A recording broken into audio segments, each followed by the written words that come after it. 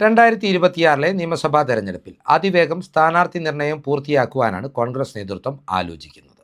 Record വേഗതയിൽ തന്നെ ആദ്യഘട്ട സ്ഥാനാർത്ഥി പട്ടിക പുറത്തുവിടുവാനും നേതൃത്വം തീരുമാനമെടുത്തിട്ടുണ്ട്.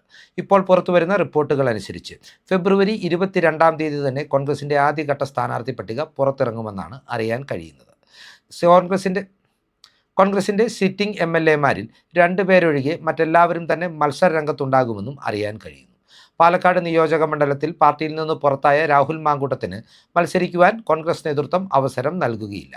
അതുപോലെ തന്നെ തിരഞ്ഞെടുപ്പ് രംഗത്ത് നിന്ന് സ്വയം മാറി നിൽക്കുമെന്ന് പ്രഖ്യാപിച്ച കെ ബാബുവിനെയും സ്ഥാനാർത്ഥി പട്ടികയിൽ നിന്ന് ഒഴിവാക്കിയിട്ടുണ്ട്. ഈ 2 പേരൊഴികെയുള്ള മറ്റ് 20 സിറ്റിംഗ് MLA-മാരും ഇത്തവണ തങ്ങളുടെ സീറ്റിൽ തന്നെ മത്സരിക്കാൻ ഇറങ്ങുമെന്ന് പറയുമ്പോൾ മറ്റ് 20 പേരുടെ കൂടി ഉൾപ്പെടെയുള്ള ഒരു പട്ടികയാണ് കോൺഗ്രസ് നേതൃത്വം പ്രഖ്യാപിക്കുവാൻ ആലോചിച്ചിരിക്കുന്നത്. ഇതുമായി ബന്ധപ്പെട്ട് ഇപ്പോൾ ഏറെക്കുറെ ഈ 20-ൽ 10 പേർ ആരൊക്കെയാണ് എന്നുള്ളതിൻ്റെ കൃത്യമായ സൂചനകളും കോൺഗ്രസ് വൃത്തങ്ങളിൽ നിന്ന് പുറത്തു വരുന്നുണ്ട്. ഈ 10 പേർ ആരൊക്കെയാണെന്നും ഇവരെ പരിഗണിക്കുന്ന മണ്ഡലങ്ങൾ ഏതൊക്കെയാണെന്നുമാണ് ഈ വീഡിയോയിലൂടെ വിശദീകരിക്കുന്നത്. ഇത്തരത്തിൽ സിറ്റിംഗ് MLA-മാർക്ക് പുറമെ കോൺഗ്രസിൻ്റെ സ്ഥാനാർത്ഥി പട്ടികയിൽ ഇടം പിടിച്ച ആദ്യ പേര് മുൻ KPCC അധ്യക്ഷനും കെ കരുണാകരൻ്റെ മകനുമായ കെ മുരളീധരൻ്റേതാണ്. ഇടതുപക്ഷത്തിൻ്റെ സിറ്റിംഗ് സീറ്റായ BJP A ക്ലാസ് മണ്ഡലമായി പരിഗണിക്കുന്ന തൻ്റെ മുൻ മണ്ഡലമായ വട്ടിയൂർക്കാവിൽ നിന്ന് തന്നെയായിരിക്കും കെ മുരളീധരൻ മത്സരത്തിനിറങ്ങുക. കോൺഗ്രസ് നേതൃത്വം തിരുവനന്തപുരം ജില്ലയിലോ തൃശ്ശൂർ ജില്ലയിലോ താരതമ്യേന സുരക്ഷിതമായ മറ്റൊരു മണ്ഡലം വാഗ്ദാനം ചെയ്തിരുന്നുവെങ്കിലും താൻ ഒളിച്ചോടാനില്ല എന്നും ജനവിധി തേടുന്നെങ്കിൽ അത് വട്ടിയൂർക്കാവിൽ നിന്ന് തന്നെയാകും എന്നായിരുന്നു മുരളീധരൻ്റെ നിലപാട്. ഈ നിലപാട് സ്വീകരിച്ചുകൊണ്ട് തന്നെയാണ് മുരളിക്ക് കൃത്യമായ പരിഗണന നൽകുമെന്ന ഉറപ്പോടുകൂടി വട്ടിയൂർക്കാവിൽ അദ്ദേഹത്തെ സ്ഥാനാർത്ഥിയായി കോൺഗ്രസ് നേതൃത്വം പരിഗണിക്കുന്നതും അദ്ദേഹത്തിൻ്റെ സ്ഥാനാർത്ഥിത്വം 22-ാം തീയതി തന്നെ പ്രഖ്യാപിക്കുവാൻ പോകുന്നത്. കെ മുരളീധരന് പുറമെ മറ്റൊരു മുൻ KPCC അധ്യക്ഷൻ കൂടി ഈ പട്ടികയിൽ ഇടം പിടിച്ചിട്ടുണ്ട്. KPCCയുടെ മുൻ അധ്യക്ഷനും മുൻ കേന്ദ്രമന്ത്രിയും ദീർഘകാലം MP-യുമായിരുന്ന മുതിർന്ന നേതാവ് മുല്ലപ്പള്ളി രാമചന്ദ്രനാണ് ഇത്തരത്തിൽ പട്ടികയിൽ ഇടം പിടിച്ചിട്ടുള്ള നേതാവ്. കോഴിക്കോട് ജില്ലയിലെ കൊയിലാണ്ടി മണ്ഡലത്തിൽ നിന്നാണ് അദ്ദേഹത്തെ പരിഗണിക്കുന്നത്. നിലവിൽ കൊയിലാണ്ടിയുടെ MLA സ്ഥാനം ഒഴിഞ്ഞു കിടക്കുകയാണ്. 2021-ൽ CPM നേതാവായിരുന്ന കാനത്തിൽ ജമീല 8000-ഓളം വോട്ടുകൾക്ക് വിജയിച്ച നിയോജക മണ്ഡലമായിരുന്നു കൊയിലാണ്ടി. എന്നാൽ കാനത്തിൽ ജമീല അർബുദ രോഗത്തെ തുടർന്ന് മരണത്തിന് കീഴടങ്ങിയോടുകൂടിയാണ് കൊയിലാണ്ടിക്ക് MLA ഇല്ലാതായത്. വരാനിരിക്കുന്ന നിയമസഭാ തെരഞ്ഞെടുപ്പിൽ കോൺഗ്രസ് വലിയ വിജയപ്രതീക്ഷ വെച്ചു പുലർത്തുന്ന ഒരു നിയോജക മണ്ഡലമാണ് കൊയിലാണ്ടി. കഴിഞ്ഞ തദ്ദേശ തെരഞ്ഞെടുപ്പിൻ്റെ വോട്ട് കണക്കുകൾ പരിശോധിക്കുമ്പോൾ കോൺഗ്രസിനും UDF-നും വ്യക്തമായ മേധാവിത്വവും കൊയിലാണ്ടിയിൽ ലഭിച്ചിട്ടുണ്ട്. മുല്ലപ്പള്ളിയെപ്പോലൊരു കരുത്തനെ ഇറക്കിയാൽ കൊയിലാണ്ടി സീറ്റ് തിരികെ പിടിക്കാമെന്നുള്ള ആത്മവിശ്വാസത്തിൽ തന്നെയാണ് കോൺഗ്രസ് നേതൃത്വം അദ്ദേഹത്തിൻ്റെ പേര് കൊയിലാണ്ടിയിലേക്ക് നിശ്ചയിച്ചിരിക്കുന്നത്. തിരുവനന്തപുരം മേയറായിരുന്ന ആര്യ രാജേന്ദ്രനായിരിക്കും കൊയിലാണ്ടിയിലെ CPM സ്ഥാനാർത്ഥി എന്ന രീതിയിലും ഇപ്പോൾ റിപ്പോർട്ടുകൾ പുറത്തു വരുന്നുണ്ട്. ഒരു കാലത്ത് VM സുധീരൻ്റെ ഉറച്ച സീറ്റായിരുന്നു തൃശ്ശൂർ ജില്ലയിലെ മണലൂർ സീറ്റ്. എന്നാൽ മണ്ഡല പുനർനിർണയത്തിന് ശേഷം ഇതുവരെ മണലൂരിൽ വിജയിച്ചു കയറുവാൻ കോൺഗ്രസിനോ UDF-നോ സാധിച്ചിട്ടില്ല. എന്നാൽ വരാനിരിക്കുന്ന നിയമസഭാ തെരഞ്ഞെടുപ്പിൽ തൃശ്ശൂർ ജില്ലയിൽ വലിയ മുന്നേറ്റം ഉണ്ടാക്കാമെന്നുള്ള ആത്മവിശ്വാസമാണ് തദ്ദേശ തെരഞ്ഞെടുപ്പിലെ വോട്ട് കണക്കുകൾ കോൺഗ്രസിന് നൽകുന്നത്. അതിനാൽ തന്നെ മണലൂരിൽ കരുത്തനായ സ്ഥാനാർത്ഥിയെ തേടിയുള്ള കോൺഗ്രസിൻ്റെ അന്വേഷണം എത്തിനിന്നത് മുൻ MP-യും മുൻ MLA-യുമായ TN പ്രതാപനിലാണ്. നിലവിലെ രാഷ്ട്രീയ സാഹചര്യത്തിൽ ഇതുവരെ തെരഞ്ഞെടുപ്പുകളിൽ തോൽവിയറിയാത്ത പ്രതാപൻ മണലൂരിൽ മത്സരത്തിനിറങ്ങിയാൽ ഈ സീറ്റ് തങ്ങൾക്ക് പിടിച്ചെടുക്കാമെന്നുള്ള ഉത്തമ വിശ്വാസത്തിലാണ് കോൺഗ്രസ് നേതൃത്വം മുന്നോട്ട് പോകുന്നത്. അതിനാൽ തന്നെ TN പ്രതാപൻ്റെ പേര് ആദ്യഘട്ട സ്ഥാനാർത്ഥി പട്ടികയിൽ ഉൾപ്പെടുത്തി പ്രഖ്യാപിക്കുവാനുള്ള തീരുമാനത്തിലേക്ക് കോൺഗ്രസ് നേതൃത്വം എത്തിച്ചേർന്നിട്ടുമുണ്ട്. തൃശ്ശൂർ ജില്ലയിൽ CPIയുടെ സിറ്റിംഗ് സീറ്റായ തൃശ്ശൂരിലും കോൺഗ്രസ് നേതൃത്വം ഏറെ വിജയപ്രതീക്ഷ വെച്ചു പുലർത്തുന്നുണ്ട്. കേവലം 1000-ൽ താഴെ വോട്ടുകൾക്കായിരുന്നു 2021-ലെ നിയമസഭാ തെരഞ്ഞെടുപ്പിൽ പത്മജ വേണുഗോപാൽ കോൺഗ്രസ് സ്ഥാനാർത്ഥിയായി മത്സരിച്ചപ്പോൾ ഇവിടെ പരാജയപ്പെട്ടത്. എന്നാൽ നിലവിലെ രാഷ്ട്രീയ സാഹചര്യത്തിൽ തൃശ്ശൂർ ജില്ലയിലെ തൃശ്ശൂർ സീറ്റ് തിരികെ പിടിക്കാമെന്നുള്ള ആത്മവിശ്വാസമാണ് കോൺഗ്രസ് നേതൃത്വത്തിൽ നിന്ന് ഉയർന്നു കേൾക്കുന്നത്. 2025-ലെ പാലക്കാട് ഉപതെരഞ്ഞെടുപ്പിന് മുന്നോടിയായി കോൺഗ്രസ് പാർട്ടിയിലേക്ക് എത്തിയ BJP നേതാവ് സന്ദീപ് വാര്യരുടെ പേരിനാണ് കോൺഗ്രസ് നേതൃത്വം ഇവിടെ പരിഗണന നൽകിയിരിക്കുന്നത്. സന്ദീപിനെ പോലൊരു കരുത്തനെ ഇറക്കിയാൽ RSS ഉയർത്തുന്ന വെല്ലുവിളികളെ അതിജീവിച്ചുകൊണ്ട് കൃത്യമായി ന്യൂനപക്ഷ വോട്ട് ബാങ്കുകളെയും ഭൂരിപക്ഷ വോട്ട് ബാങ്കുകളെയും ഒരുപോലെ ആകർഷിച്ചുകൊണ്ട് തൃശ്ശൂർ ജില്ലയിലെ തൃശ്ശൂർ നിയോജക മണ്ഡലത്തിൽ നിന്ന് വിജയം കൊയ്യാമെന്നുള്ള ആത്മവിശ്വാസത്തിലാണ് കോൺഗ്രസ് നേതൃത്വം മുന്നോട്ട് പോകുന്നത്. സുനിൽ കെനഗേലുവിൻ്റെ സർവേയിലും സന്ദീപ് വാര്യരുടെ പേരിനായിരുന്നു തൃശ്ശൂർ സീറ്റിൽ നിന്നും മുൻഗണന ലഭിച്ചത്. ഇതുകൂടി കണക്കിലെടുത്താണ് സന്ദീപ് വാര്യരെ തൃശ്ശൂരിലേക്ക് കോൺഗ്രസ് നേതൃത്വം തീരുമാനിച്ചുറപ്പിച്ചിരിക്കുന്നത്.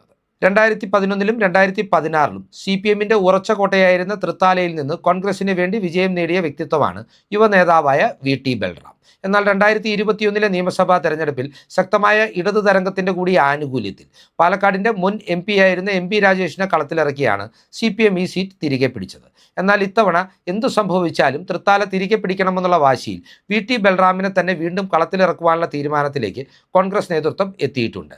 CPMന്റെ സ്വാധീന മണ്ഡലമായതിനാൽ തന്നെ ആദ്യഘട്ട സ്ഥാനാർത്ഥി പട്ടികയിൽ ബൽറാമിന്റെ പേര് പ്രഖ്യാപിച്ചുകൊണ്ട് ബൽറാമിനെ നേരത്തെ കളത്തിലിറക്കുവാനാണ് കോൺഗ്രസ് നേതൃത്വത്തിന്റെ തീരുമാനം. അതുപോലെ തന്നെ തൃത്താലയുമായി ബന്ധപ്പെട്ടിട്ടുള്ള കോൺഗ്രസിനുള്ളിൽ നിലനിന്നിരുന്ന പ്രശ്നങ്ങൾ പരിഹരിക്കുവാനും നേതൃത്വം മുൻകൈ എടുത്തിട്ടുണ്ട്. VT ബൽറാം ഇപ്പോൾ തന്നെ മണ്ഡലത്തിൽ പ്രാരംഭ പ്രചരണ നടപടികളുമായി സജീവമായിട്ടുമുണ്ട്. ആദ്യഘട്ട സ്ഥാനാർത്ഥി പട്ടികയിൽ ഇതിനാൽ തന്നെ തൃത്താലയിൽ നിന്ന് VT ബൽറാമിന്റെ പേരും ഉറപ്പായും ഉൾപ്പെടുമെന്നാണ് കോൺഗ്രസ് വൃത്തങ്ങളിൽ നിന്ന് പുറത്തുവരുന്ന റിപ്പോർട്ടുകൾ സൂചിപ്പിക്കുന്നത്. മന്ത്രി സജി ചെറിയാന്റെ സിറ്റിംഗ് മണ്ഡലമാണ് ചെങ്ങന്നൂർ എന്ന് പറയുന്നത്. സജി ചെറിയാന് ചെങ്ങന്നൂരിൽ രാഷ്ട്രീയ സാഹചര്യങ്ങൾ വിലയിരുത്തിയാൽ പരാജയപ്പെടുത്തുക അത്ര എളുപ്പമല്ല എന്ന നിരീക്ഷണവും കോൺഗ്രസിനുള്ളിൽ നിന്ന് തന്നെ ഉയർന്നു വരുന്നുണ്ട്. എന്നാൽ 2011 വരെ ദീർഘകാലം UDFന്റെ കുത്തകയായിരുന്ന ചെങ്ങന്നൂർ സീറ്റ് ഇത്തവണ ഒരു യുവ സ്ഥാനാർത്ഥിയെ കളത്തിലിറക്കി തിരികെ പിടിക്കുവാനുള്ള നീക്കവുമായിട്ടാണ് കോൺഗ്രസ് മുന്നോട്ട് പോകുന്നത്. ഈ പരിഗണനകളുടെ അടിസ്ഥാനത്തിൽ യൂത്ത് കോൺഗ്രസിന്റെ സംസ്ഥാന വർക്കിംഗ് പ്രസിഡന്റായ ബിനു ചുള്ളിയിലിന്റെ പേരിനാണ് ഇവിടെ പ്രാമുഖ്യം ലഭിച്ചിരിക്കുന്നത്. സാമുദായിക സമവാക്യങ്ങളടക്കം നായർ വിഭാഗത്തിൽ നിന്നുള്ള സ്ഥാനാർത്ഥിയായ ബിനുവിന് അനുകൂലമാകുമെന്ന കണക്കൂട്ടലിലാണ് കോൺഗ്രസ് നേതൃത്വം മുന്നോട്ട് പോകുന്നത്. സജി ചെറിയാനെ പോലെ ജനവിരുദ്ധനായ ഒരു മന്ത്രിക്കെതിരെ കരുത്തരായ യുവ സ്ഥാനാർത്ഥിയെ അവതരിപ്പിച്ചാൽ ഇവിടെ വിജയം കൊയ്യാമെന്നുള്ള ആത്മവിശ്വാസമാണ് കോൺഗ്രസ് നേതൃത്വം പ്രകടിപ്പിക്കുന്നത്. നേരത്തെ ഒരു ഘട്ടത്തിൽ അബിൻ വർക്കിയുടെയും അച്ചു ഉമ്മന്റെയും പേരുകളും ഈ നിയോജക മണ്ഡലത്തിൽ പരിഗണിച്ചിരുന്നെങ്കിലും ഏറ്റവും ഒടുവിലായി നറുക്കു വീണിരിക്കുന്നത് ബിനു ചുള്ളിയിലിനാണ്. ബിനു ചുള്ളിയിലിന്റെ പേര് ആദ്യഘട്ട സ്ഥാനാർത്ഥി പട്ടികയിൽ ഉറപ്പുവരുത്തിക്കൊണ്ട് അദ്ദേഹത്തെ നേരത്തെ തന്നെ പ്രചരണ രംഗത്ത് സജീവമാക്കുവാനും സജി ചെറിയാന് കനത്ത വെല്ലുവിളി ഉയർത്തിക്കൊണ്ട് പറ്റുമെങ്കിൽ നിയോജക മണ്ഡലം തിരികെ പിടിക്കുവാനുമുള്ള കോൺഗ്രസ് നേതൃത്വത്തിന്റെ നീക്കങ്ങളുടെ ഭാഗമായിട്ടാണ് ചെങ്ങന്നൂർ നിയോജക മണ്ഡലവും ആദ്യഘട്ട സ്ഥാനാർത്ഥി പട്ടികയിൽ ഉൾപ്പെടുത്തിയിട്ടുള്ളതെന്നാണ് അറിയാൻ കഴിയുന്നത്. സമീപകാല രാഷ്ട്രീയത്തിൽ കോൺഗ്രസ് നടത്തിയ സർജിക്കൽ സ്ട്രൈക്കായിട്ടാണ് കൊട്ടാരക്കരയുടെ മുൻ MLA ആയ ജനകീയയായ CPMന്റെ വനിതാ നേതാവ് ഐഷ പോറ്റിയെ കോൺഗ്രസിലേക്ക് എത്തിച്ചിരുന്ന നീക്കം വിലയിരുത്തപ്പെടുന്നത്. വരാനിരിക്കുന്ന നിയമസഭാ തെരഞ്ഞെടുപ്പിൽ കൊട്ടാരക്കര നിയോജക മണ്ഡലത്തിൽ നിന്ന് മത്സരത്തിനിറങ്ങുക സംസ്ഥാനത്തെ ധനകാര്യമന്ത്രിയായ KN ബാലഗോപാൽ തന്നെയാകുമെന്ന കാര്യത്തിലും തർക്കമില്ല. എന്നാൽ സാക്ഷാൽ R ബാലകൃഷ്ണപിള്ളയെ അട്ടിമറിച്ചുകൊണ്ട് കൊട്ടാരക്കര ഇടതുപാളയത്തിലേക്ക് എത്തിച്ച കൊട്ടാരക്കരയുടെ ഏറ്റവും ജനകീയ MLA എന്ന് പേരുകേട്ട ഐഷ പോറ്റിയെ കളത്തിലിറക്കിക്കൊണ്ട് ഈ നിയോജക മണ്ഡലത്തിൽ CPMന്റെയും ഇടതുമുന്നണിയുടെയും പരാജയം ഉറപ്പുവരുത്തുക എന്ന ലക്ഷ്യവുമായിട്ടാണ് കോൺഗ്രസ് മുന്നോട്ട് പോകുന്നത്. ഇതിന്റെ ഭാഗമായി തന്നെയാണ് KC വേണുഗോപാലിന്റെ നേരിട്ടുള്ള ഇടപെടലിൽ വളരെ സർപ്രൈസിംഗ് ആയ രീതിയിൽ ഐഷ പോറ്റി കോൺഗ്രസ് പാർട്ടിയിൽ അംഗത്വം എടുത്തതും. ഐഷ പോറ്റിയെ 2026 നിയമസഭാ തെരഞ്ഞെടുപ്പിൽ കൊട്ടാരക്കരയിൽ നിന്ന് കൈപ്പത്തി ചിഹ്നത്തിൽ മത്സരിപ്പിക്കുവാനുള്ള നീക്കവുമായി കോൺഗ്രസ് നേതൃത്വം മുന്നോട്ട് പോകുകയാണ്. സ്ഥാനാർത്ഥിയാകുവാൻ ഐഷ പോറ്റിയും സമ്മതം അറിയിച്ചു കഴിഞ്ഞതോടെ ഔപചാരികതകൾക്കായി കാത്തു നിൽക്കാതെ ഐഷ പോറ്റിയോട് കൊട്ടാരക്കരയിൽ പ്രാരംഭ പ്രവർത്തനങ്ങൾ ആരംഭിക്കുവാനും കോൺഗ്രസ് നേതൃത്വം നിർദ്ദേശം നൽകിയിട്ടുണ്ട്. കൊട്ടാരക്കര പോലെ CPMന്റെ കരുത്തുറ്റ കോട്ടയായ R ബാലകൃഷ്ണപിള്ളയുടെ പാർട്ടിയുടെ കൂടി പിന്തുണയുള്ളപ്പോൾ തങ്ങൾക്കൊരിക്കലും കൈവിട്ടു പോകില്ല എന്നവർ വിശ്വസിക്കുന്ന ഒരു സീറ്റ് ഐഷ പോറ്റിയെ പോലെ സ്ഥാനാർത്ഥിയെ ഇറക്കി പിടിക്കാനായാൽ അത് വലിയ നേട്ടമാകുമെന്ന വിലയിരുത്തലിലാണ് കോൺഗ്രസ് നേതൃത്വം മുന്നോട്ട് പോകുന്നത്. അതിനാൽ തന്നെ ആദ്യഘട്ട സ്ഥാനാർത്ഥി പട്ടികയിൽ കൊട്ടാരക്കരയിൽ നിന്ന് കോൺഗ്രസ് സ്ഥാനാർത്ഥിയായി ഐഷ പോറ്റി ഉണ്ടാകുമെന്നുള്ള കാര്യം കോൺഗ്രസ് വൃത്തങ്ങൾ ഉറപ്പായും പറയുന്നുണ്ട്. കോൺഗ്രസ് തുടർച്ചയായി വിജയിച്ചു വന്നിരുന്ന എറണാകുളം ജില്ലയിലെ സംവരണ സീറ്റായിരുന്നു കുന്നത്തുനാട്. എന്നാൽ 2021 നിയമസഭാ തെരഞ്ഞെടുപ്പിൽ കോൺഗ്രസിന് ഇവിടെ അടിപതറുവാൻ പ്രധാന കാരണമായത് 2020 സ്ഥാനാർത്ഥിയുടെ സാന്നിധ്യമായിരുന്നു. നിലവിലെ രാഷ്ട്രീയ സാഹചര്യത്തിൽ 2020 NDA സഖ്യത്തിന്റെ ഭാഗമായതോടുകൂടി കോൺഗ്രസിലേക്ക് 2020യിൽ നിന്ന് വലിയൊരു ഒഴുക്ക് സംഭവിക്കുന്നുണ്ട്. കൃത്യമായി ന്യൂനപക്ഷ വിഭാഗങ്ങളാണ് 2020യിൽ നിന്ന് കോൺഗ്രസ് പാളയത്തിലേക്ക് ഒഴുകിയെത്തുന്നത്. അതിനാൽ തന്നെ വരാനിരിക്കുന്ന നിയമസഭാ തെരഞ്ഞെടുപ്പിൽ 2011ലും 2016ലും കുന്നത്തുനാടിൻ്റെ MLA ആയിരുന്ന കോൺഗ്രസ് നേതാവ് VP സജീന്ദ്രനെ തന്നെ ഇവിടെ മത്സരത്തിനിറക്കുവാനാണ് കോൺഗ്രസ് നേതൃത്വം തീരുമാനിച്ചിരിക്കുന്നത്. NDAയും LDFും ശക്തമായ വെല്ലുവിളി ഉയർത്തുന്ന ത്രികോണ പോരാട്ടം നടക്കുവാൻ സാധ്യതയുള്ളതിനാൽ കുന്നത്തുനാട് നിയോജക മണ്ഡലത്തെയും ആദ്യഘട്ട സ്ഥാനാർത്ഥി പട്ടികയിൽ ഉൾപ്പെടുത്തിക്കൊണ്ട് VP സജീന്ദ്രനെ പ്രചരണ രംഗത്ത് സജീവമാക്കുവാനുള്ള നീക്കവുമായി കോൺഗ്രസ് നേതൃത്വം മുന്നോട്ട് പോകുകയാണ്. അതിനാൽ തന്നെ VP സജീന്ദ്രന്റെ പേരും കുന്നത്തുനാട്ടിൽ നിന്ന് ആദ്യഘട്ട സ്ഥാനാർത്ഥി പട്ടികയിൽ ഉണ്ടാകുമെന്ന കാര്യത്തിൽ തർക്കമില്ല. നമുക്കെല്ലാവർക്കും അറിയാവുന്നതുപോലെ പ്രതിപക്ഷ നേതാവ് VD സതീശൻ്റെ ഏറ്റവും വിശ്വസ്തനായ വലങ്കൈയായിട്ടാണ് മുഹമ്മദ് ഷിയാസ് എന്ന എറണാകുളം DCC പ്രസിഡന്റ് വിലയിരുത്തപ്പെടുന്നത്. VD സതീശൻ അതിനാൽ തന്നെ മുഹമ്മദ് ഷിയാസിനെ ഏതു വിധേനയും സുരക്ഷിതമായ ഒരു മണ്ഡലം നൽകി നിയമസഭയിൽ എത്തിക്കണമെന്നും ആഗ്രഹിച്ചിരുന്നു. എന്നാൽ നിലവിലെ രാഷ്ട്രീയ സാമൂഹിക സാഹചര്യങ്ങൾ പരിഗണിക്കുമ്പോൾ എറണാകുളം ജില്ലയിൽ ഷിയാസിന് സുരക്ഷിതമായി മത്സരിക്കുവാൻ ഒരു സീറ്റില്ല എന്നതാണ് യാഥാർത്ഥ്യം. അതിനാൽ തന്നെ മുഹമ്മദ് ഷിയാസിനായി ആലപ്പുഴ ജില്ലയിലെ അരൂർ സീറ്റാണ് VD സതീശൻ ഇപ്പോൾ കണ്ടുവച്ചിട്ടുള്ളത്. 2019 ഉപതെരഞ്ഞെടുപ്പിൽ മാത്രമാണ് പതിറ്റാണ്ടുകൾക്കിടയിൽ UDF ഇവിടെ നിന്ന് വിജയിച്ചു കയറിയ ചരിത്രമുള്ളത്.